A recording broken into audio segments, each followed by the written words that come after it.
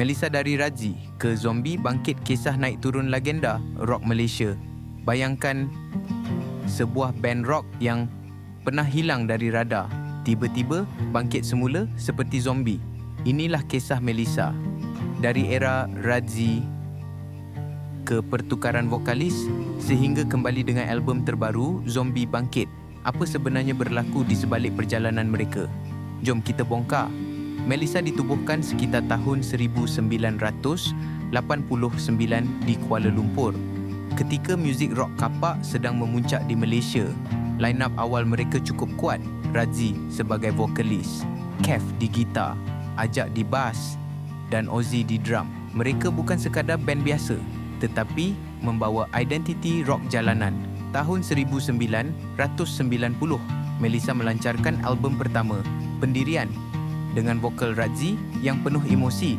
Album ini mula memperkenalkan nama Melissa. Walaupun tidak terus meletup, ia menjadi asas kuat perjalanan mereka.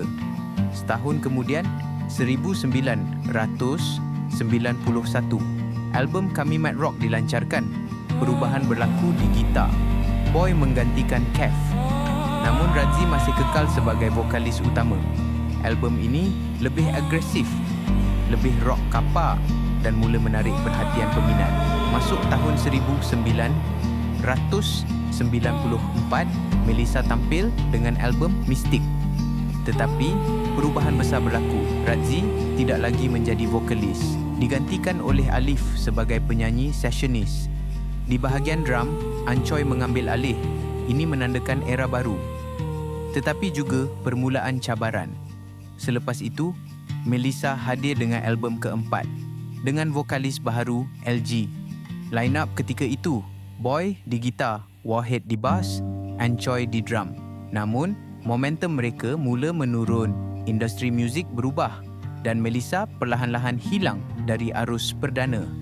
Selepas pertengahan 90-an, Melissa mula kurang aktif. Nama mereka hampir dilupakan. Namun, pada tahun 2008, Melissa kembali aktif. Walaupun dengan line-up berbeza, semangat mereka masih sama. Mereka mula membuat persembahan pentas dan menghidupkan semula nama Melissa. Dalam era ini, beberapa vokalis silih berganti, termasuk Jai dan Along. Setiap vokalis membawa warna tersendiri, tetapi identiti Melissa tetap kekal. Dan akhirnya, pada tahun 2025, Melissa melancarkan album terbaru, Zombie Bangkit. Satu simbol kebangkitan mereka, album ini membuktikan satu perkara. Melissa belum mati, mereka bangkit semula. Dari Razi ke Alif, ke LG, sehingga generasi baru. Melissa adalah bukti bahawa rock tidak pernah mati.